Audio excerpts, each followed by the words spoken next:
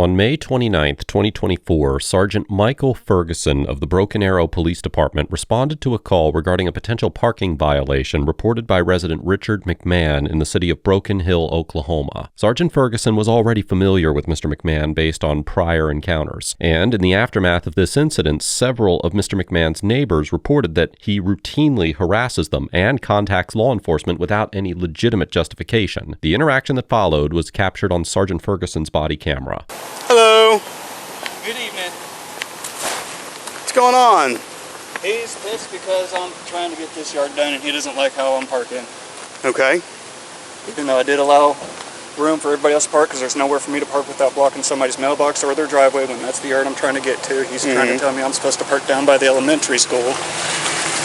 But I did accommodate, make sure my phone's out, I got space to get around, and as you saw, his own vehicle, he was still able to get out of his own driveway and block the whole freaking section off, which is what he was saying. He couldn't even back out of his driveway because I was blocking the road. Okay. Well, all right then. And of course, too, when I first pulled up here, I got started. Before I even made my first pass, he came out there jumping, yelling, "Hey, what the fuck are you doing? You can't be parking there. How the hell am I supposed to get out of my driveway? If you don't move it, I'm going to call the cops." And pokes me, jabbed me right in the face, right in the chest. He jabbed you in the chest? Yes, sir. You want to file assault battery charges? If he wants to press matter about being how he is, then yes. Otherwise, if we can just let things bygones be bygones, then I'd say let it go. But if he wants to keep acting like that, then yes. Hello. How are you? Neighbor, man. I was just going to say, I mean, Richard, he's a prick. I mean, he's always doing stuff like this. I mean, this guy's just trying to work and cut yards. And I mean, he does stuff like this all the time. Oh, I'm very familiar with I'm Mr. sure you McMahon. are, Yeah. I'm just sorry. I just wanted to vouch for him because I know you're just trying to do your thing, and he's always got to be a... I mean, like you heard him, how does that make sense for me to go park down by the elementary school to come way down here on my mower? And just, that's not logical at all.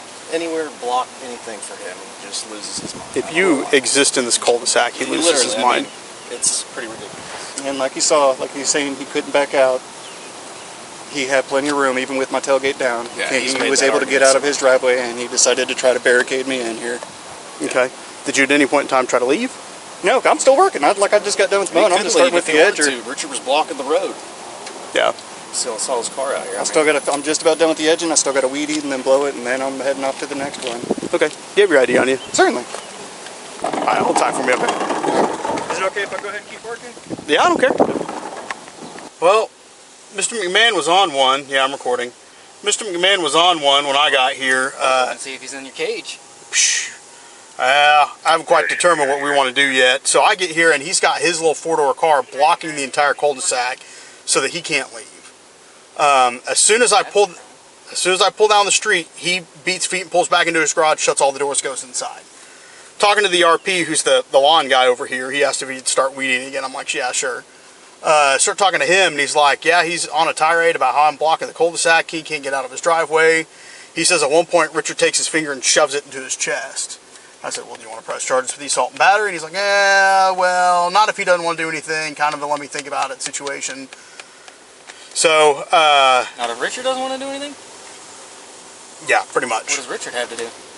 Oh, because Richard is pissed off that he's blocking the cul-de-sac. So, basically, lawn guy, Mr. Nunley, is like, listen, if he doesn't want to do anything, if he just wants to drop it, I just want to drop it. Even the firefighter neighbor right there with the two trucks, he was trying to get in his driveway. Richard's blocking the entire cul-de-sac, won't let him in.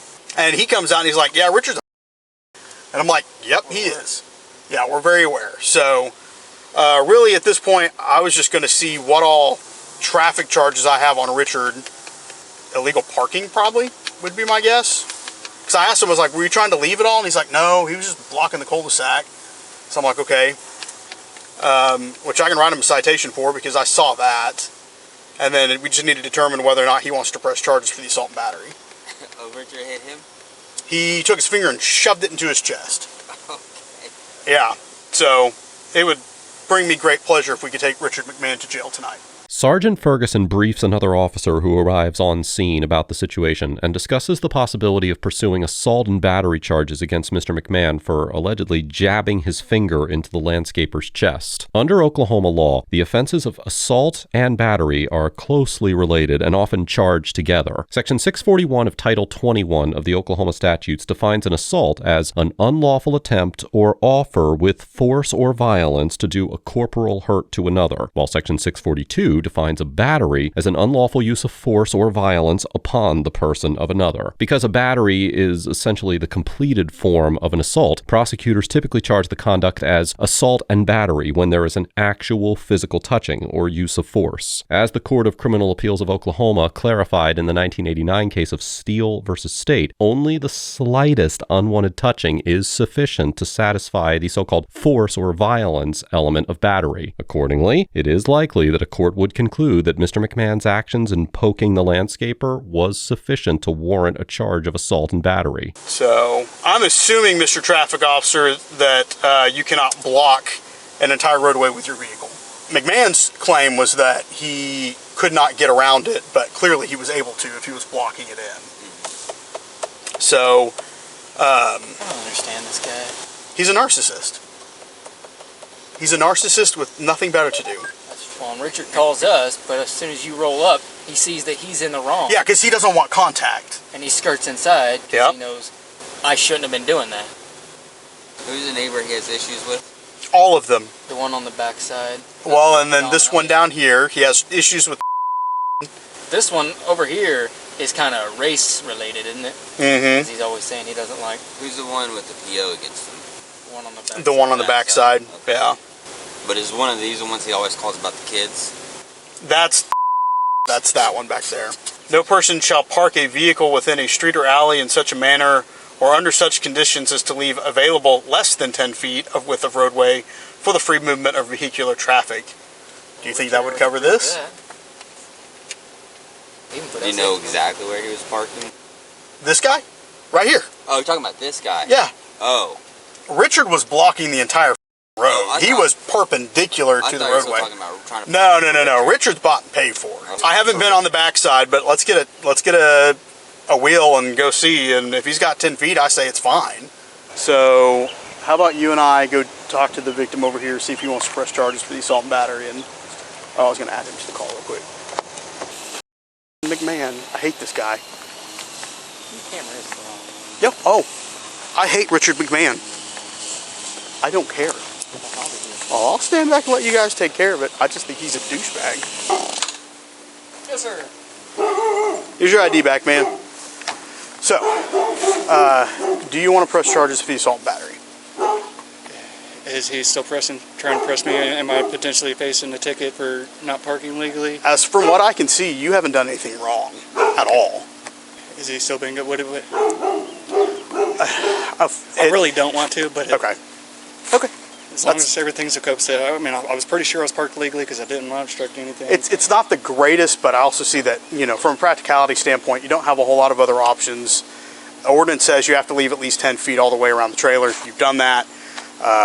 So I don't see anything wrong with it. It's just this guy's this guy. Okay. Yeah, so. All right. Your last yard. Just in case he might come back out, because even when I told him, I was like, well, then if you're going to keep acting that way, I'll just press charge on you for assault. He said, well, you ain't got it on camera, do you? Because of his attitude, what's going on, if you wouldn't mind just waiting like 5 or 10 minutes and I'll be done, just in case he tries to come back out. Yeah, to we'll start leave something. somebody out in the cul-de-sac for you. Okay. Yeah. All right. All right. Well, he doesn't want to press charges for anything, so we'll just let it go. He's not going to answer the door for his improper parking, so. You want to try? Sure.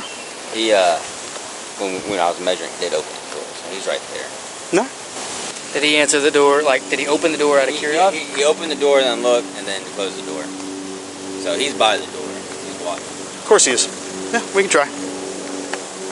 The officers decide to approach Mr. McMahon's residence and knock on his door in order to issue a citation for the parking violation. As discussed in prior ATA episodes, under the so-called knock and talk doctrine, officers may lawfully enter the curtilage of a home, walk up to the front door, and attempt to speak with an occupant even without reasonable suspicion, because this conduct mirrors what any private citizen is permitted to do. In the 2013 case of Florida versus Jardines, the Supreme Court explained that the front door carries an implicit license allowing visitors, including police officers, to approach, knock, wait briefly for a response, and leave if no one answers. During a standard knock and talk, the resident has no obligation to open the door or interact with the officers, and if no one chooses to speak with them, the officers must depart the property. Accordingly, a court would likely find that the officers were within their authority to knock on the door, and that Mr. McMahon was not legally obligated to answer. I don't know, he could be possibly false.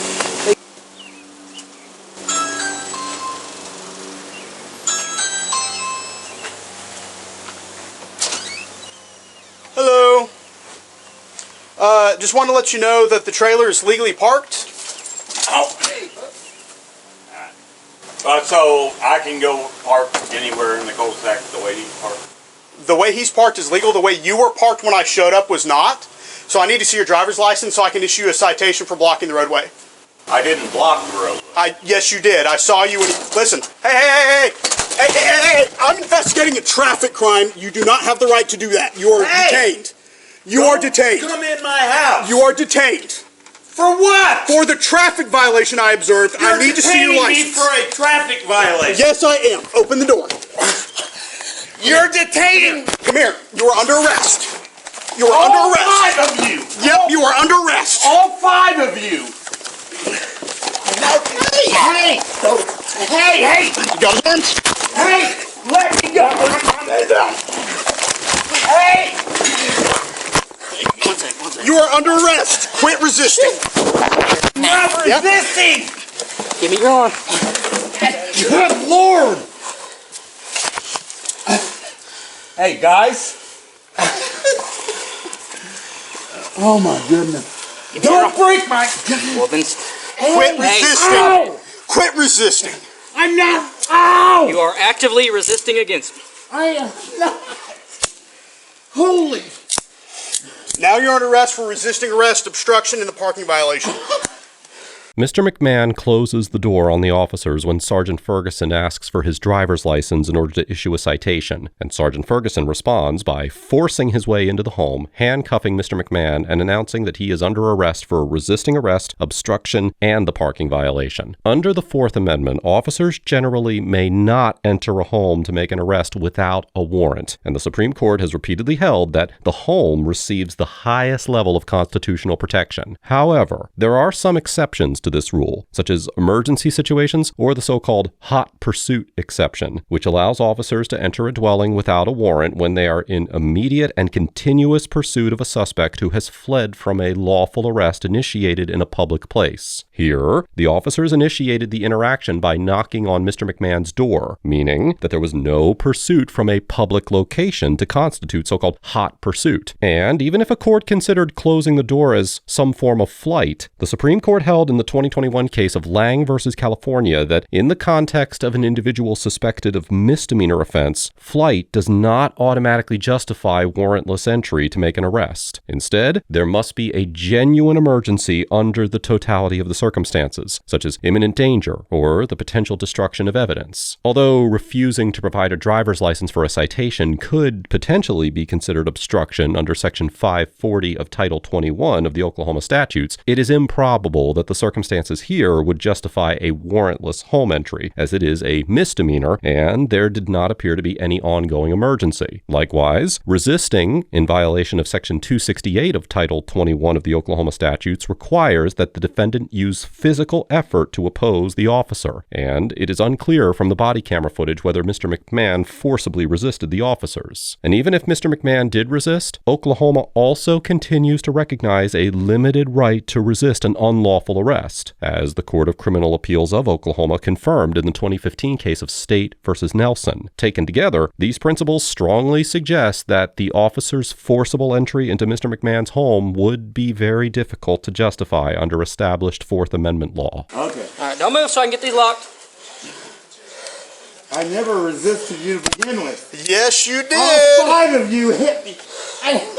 It's all on body cam, sir. Yes, it is. All right, we're gonna get you rolled over. Okay. All right, All right. let's stand you up. All right. Wait. All righty. Can I bring anything with me? What would you like? My cell phone. Where's it at? Right there. We will grab it. Anything else? That should do it. Okay. You want your shoes? Ah, yeah, man, my shoes.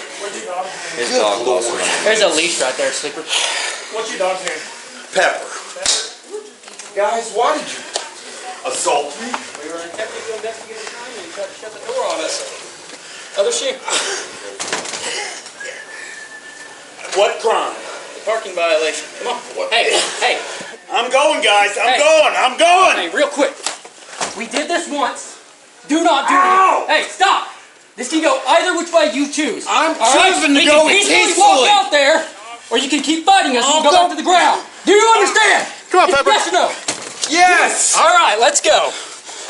I'm not gonna. I thought I could walk out here peacefully. I thought that. Yeah, we shut the door.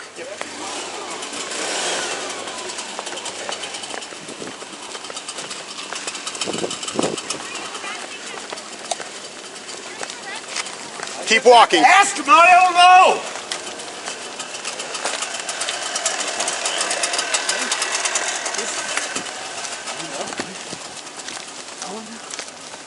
Well, yeah, what am I being with? I told you. Bring me over to the floor back there. Did somebody grab my thumb? Here you go. I never even tried to resist or anything. You all came on me like a. Wow. All right, Richard, you have anything on you? No. Okay. Just take the glasses off. There we go. Sleeper, did you get the phone? All right, We take get the it. phone. Where's it at? It was right next to that end table. Let me get the air turned on for you. Yep. You could also get animal at large. You really wanted to. Well, I don't think we can push the animal at large. Yeah, I'm not willing to push that. His Did glasses Sleeper are get the right dog back inside? there. They Yeah, ran dog's back inside. Was that, who was that to him, the female? Pretty sure it's just a neighbor. So, Well, she jumped in to get involved pretty quick, didn't she? sure did, didn't she? You want to go ahead and just get him down there? Yeah. I'll write, Go with them. please. Okay. I'll write up the obstructing the flow of traffic or the improper parking citation, and we'll do the resisting obstruction on top of that. Okay. Yeah, we'll document that when we get down to the jail. We'll have to do a blue team on it, so, yeah. I didn't render any strikes at all. No one rendered I strikes. understand, but I'm just letting you know. Well, because it drew blood, well, I know, I'm just letting General, hey, I didn't take any use of force tactics. yeah, I know. But we'll still need to blue team it, so, No, absolutely. Okay. yeah. All right, I'll get him down here. Are you in custody? I'll take it. We'll both be down there. Yeah, doesn't matter. Okay. Whoever. All right. All right, thank you. He's got the cell phone. Okay. Frank 228. Would you show me in custody to Dole Mill?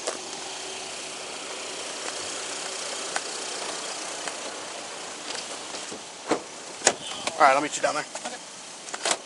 Thanks, sir. Hey, did you lock the door?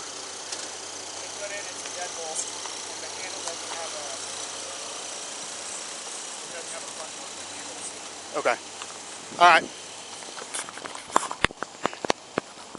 Mr. McMahon was detained overnight, but he was released the following day without being charged with any crimes. Following the incident, Sergeant Ferguson was placed on administrative leave while an internal investigation was conducted. And on July 23, 2024, the Broken Arrow City Manager's Office terminated Sergeant Ferguson's employment with the department. On April 25, 2025, Mr. McMahon filed a federal civil rights lawsuit against Sergeant Ferguson, the City of Broken Arrow, the Broken Arrow Police Department, and the unknown officers who assisted Sergeant Ferguson with Mr. McMahon's arrest. As of the date of writing this episode, the lawsuit is still pending. Overall, former Sergeant Ferguson gets an F for forcefully entering Mr. McMahon's home without a warrant, demonstrating fundamental misunderstandings regarding the Fourth Amendment and constitutional rights in general, and for displaying an apparent bias against Mr. McMahon at several points throughout the interaction. Sergeant Ferguson's handling of this incident reflected a complete disregard for the constitutional boundaries that govern home entries. At the moment that he approached Mr. McMahon's residence, the only legitimate offense under consideration was a potential parking violation, which is a nonviolent misdemeanor and carries no punitive circumstances that would justify a warrantless entry. As discussed earlier in the episode, officers may approach a residence and knock on the door under the so-called knock and talk doctrine, but the occupant has every right to decline the interaction and close the door. When Mr. McMahon attempted to do exactly that, Sergeant Ferguson treated the act as resistance, even though it was entirely consistent with the rights that are afforded to every homeowner. There was no emergency, no risk of destruction of evidence, and no lawful arrest underway in a public space. By forcing the door open and entering the home without a warrant, Sergeant Ferguson acted far outside the bounds of the Fourth Amendment and transformed a minor municipal issue into a major constitutional violation. The manner in which Sergeant Ferguson escalated the encounter also raises serious concerns about his understanding of the laws that he was attempting to enforce. Refusing to hand over identification for a citation may support an obstruction charge under certain circumstances, but only when the officer is otherwise acting within their lawful authority. Here, the sergeant's authority ended at Mr. McMahon's front door, but instead of recognizing that limitation of his lawful authority, Sergeant Ferguson used Mr. McMahon's reluctance to interact as justification for barging into the home, which is the precise outcome that the Fourth Amendment was designed to prevent. Furthermore, Sergeant Ferguson's own comments during the interaction further undermined the legitimacy of his actions. At several points, he made statements indicating that he held personal animosity toward Mr. McMahon, and his own body cam footage captured him referring to Mr. McMahon in openly derogatory terms. This kind of language suggests that his decision-making was influenced by bias rather than an objective assessment of the facts. Officers are expected to remain neutral and professional even when dealing with difficult individuals, as impartiality is supposed to serve as the safeguard that prevents personal feelings from becoming law enforcement decisions. But perhaps the only silver lining in all of this is that the Broken Arrow Police Department acted relatively quickly to address the incident, and they terminated the former sergeant within 2 months. This interaction highlights how essential it is for officers to separate personal frustration from lawful authority, and how quickly a routine call can go wrong when officers lose sight of the constitutional limitations that must guide every decision that they make while interacting with the public. Now, as for Mr. McMahon, we will not be issuing a grade for his conduct in this episode. Although Mr. McMahon would likely be guilty of assault and battery if the allegations against him were true, we simply have no way to independently verify the legitimacy of these claims, and he was ultimately not charged with any crimes. Mr. McMahon's behavior during the early portion of this incident was far from ideal. Multiple neighbors made it clear that he has a long history of hostility towards the people living around him, and the body cam footage confirms that